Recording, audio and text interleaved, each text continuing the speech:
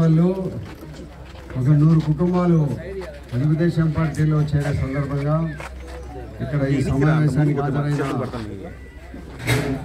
Telugu Desam party వరకు మిత్రులకు సోదరులకు అన్ని రకాల పార్టీల వాళ్ళకు ఇక్కడ సమావేశం మన ముందు కూర్చున్న ఈ సోదరిమణులకు ప్రవీణ్ కుమార్ రెడ్డి గారి అధ్యక్షతన ఈరోజు 100 కుటుంబాలు తెలుగుదేశం పార్టీలో చేరడం జరుగుతోంది. కాబట్టి వాళ్ళందరినీ మనస్ఫూర్తిగా తెలుగుదేశం పార్టీలోకి ఆహ్వానిస్తూ వాళ్ళందరూ పొద్దుటూరు తెలుగుదేశం పార్టీ అభ్యర్థిని గెలిపించేదానికి వాళ్ళందరూ కూడా చేరడము ఎంతో సంతోషదాయకమైన విషయం. కాబట్టి ఇప్పుడు మన వాళ్ళందరినీ కండువాలు వేసిన తర్వాత మళ్ళీ నిదానంగా మాట్లాడుతున్నాం. ఓకే,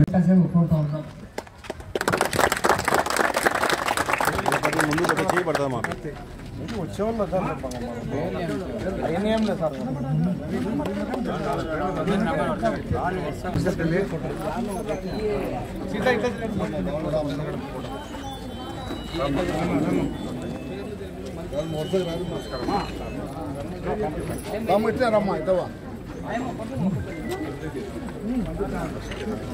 రమ్మా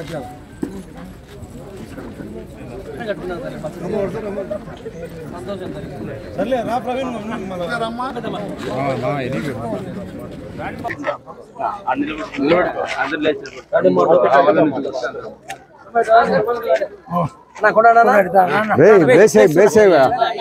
నమస్కారం తల్లి. రామ్మా రామ్మా. నమస్తే తల్లి. నమస్తే అమ్మా. రా. నమస్కారం తల్లి. నమస్తే అమ్మా. టకటా వేసా అంటే రా తల్లి. స్పీడ్గా నడు సార్, వాళ్ళందరూ నిలబడుకున్నారు కదా. రామ్మా. రా తల్లి. నమస్కారం. నమస్కారం. నమస్తే తల్లి. నమస్తే తల్లి. రమ్మని చెప్పు. నమస్కారం అమ్మా. రా తల్లి. నమస్తే తల్లి. ఇదో తల్లి.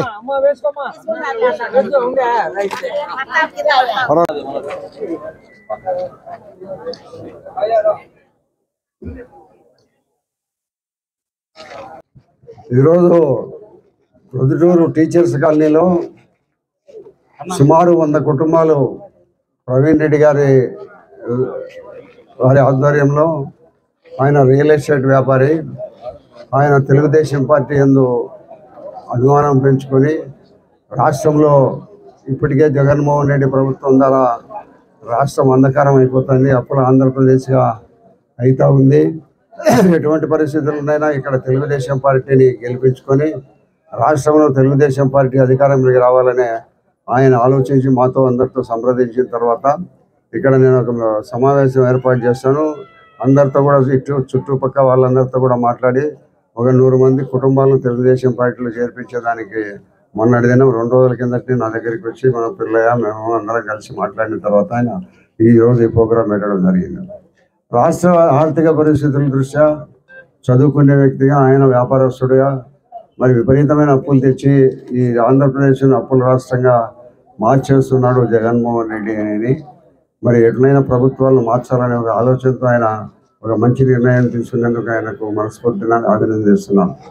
మరి భవిష్యత్తులో కూడా ఇంకా ప్రవీణ్ కుమార్ రెడ్డి గారి ఆధ్వర్యంలో ఈ టీచర్స్ కాలనీలోనూ ఈ ప్రాంతంలో అంతా కూడా మరి పార్టీని మేమందరం బలోపేతం చేసి మంచి రిజల్ట్ ప్రొద్దుటూరులో ఎమ్మెల్యే గారికి ఎవరికి నిలబడిన అభ్యర్థిని జెండా ఎగరవేస్తాం. ఇక్కడ ఎలాంటి ఇబ్బంది లేదు. మరి వైఎస్ఆర్సీపీ మీద విపరీతమైన ప్రజల్లో వ్యతిరేకత ఉంది.